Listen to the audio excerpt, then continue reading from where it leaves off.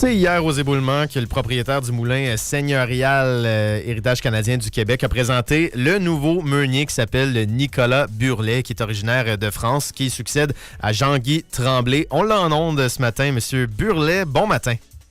Bon matin à tous. Ça va bien? Oui, ça va et vous? Ben oui, c'est une belle nouvelle pour vous. Hier, j'ai envie de poser une question très générale en commençant, c'est-à-dire comment on devient meunier dans la vie? Ah, c'est une bonne question. En fait, la genèse de cette histoire a commencé par la boulangerie. Mon beau-père était boulanger, donc j'ai vécu plusieurs années dans une boulangerie. J'ai passé mon diplôme en tant que boulanger. Et puis après, j'ai eu l'opportunité d'aller travailler dans un moulin, faire un apprentissage dans un moulin. Mmh.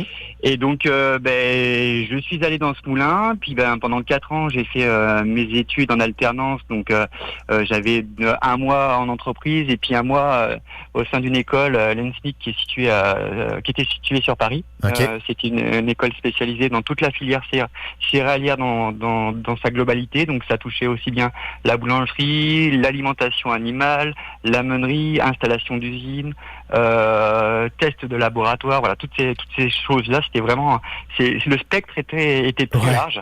Donc voilà comment je suis arrivé dans la meunerie. Puis après, j'ai au fur et à mesure gravi les échelons jusqu'à être pendant plusieurs années dans différents moulins, chef meunier, mais dans des moulins industriels. Mais pourquoi les éboulements, Monsieur Burlet? Vous partez de Paris, vous étiez sur Paris, en France. Pourquoi les éboulements?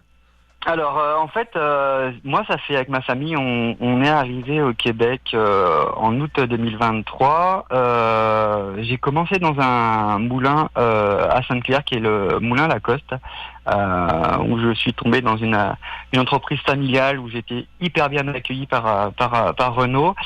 Donc, j'ai eu pendant 2 ans, 3 ans la responsabilité de chef meunier, et en plus quand je suis arrivé, il devait installer justement une nouvelle fabrication de moulins à cylindres.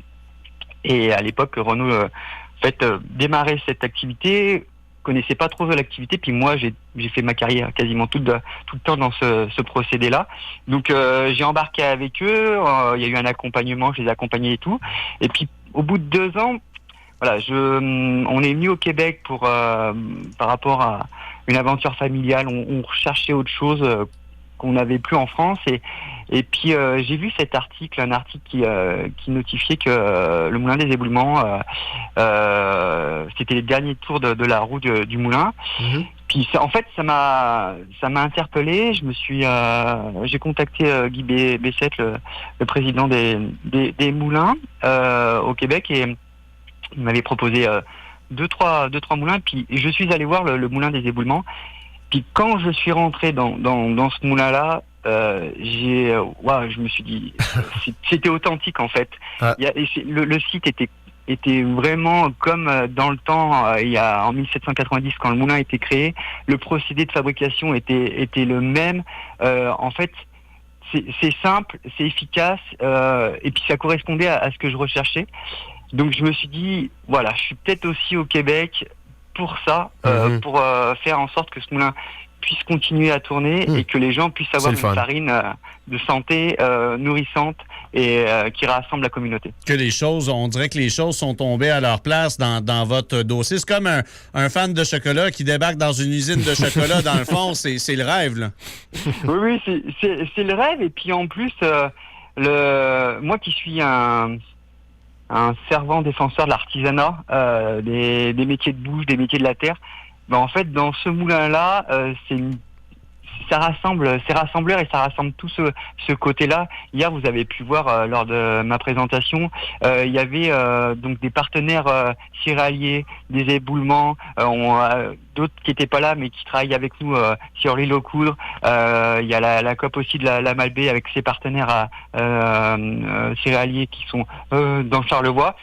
Et il y a également aussi les utilisateurs.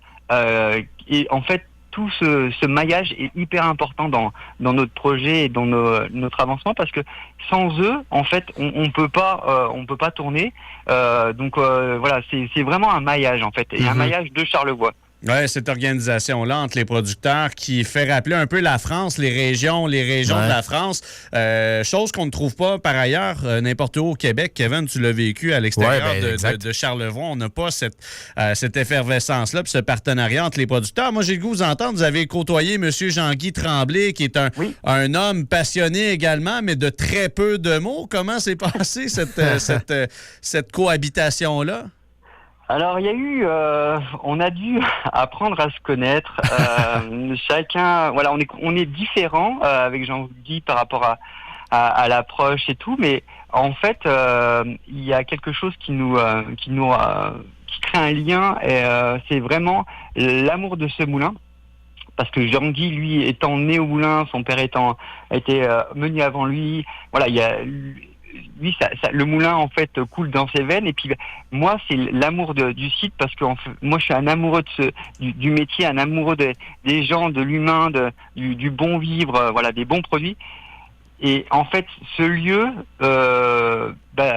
nous a rassemblés. Donc je comprends que ça a été une adaptation pour tout le monde, là. Ah, ça a été une adaptation pour tout le monde, parce que même pour lui, Jean-Guy, ma venue a changé un petit peu ses habitudes. Voilà, moi, je suis plutôt communicant, Jean-Guy l'est moins.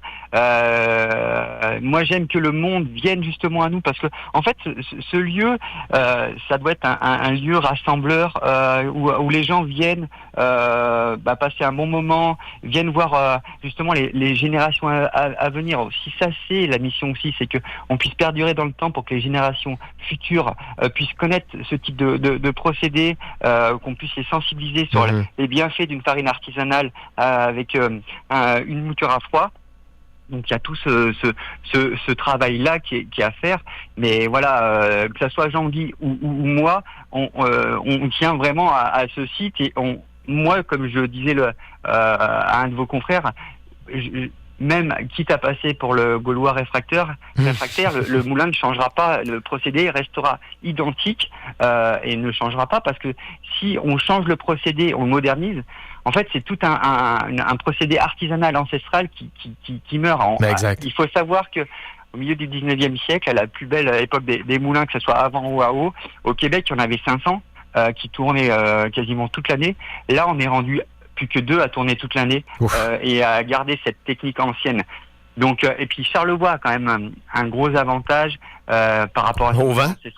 Eh ben, il y en a du vent aux éboulements, M. Burlet. Oui, il y a du vent. Il y a le moulin des éboulements.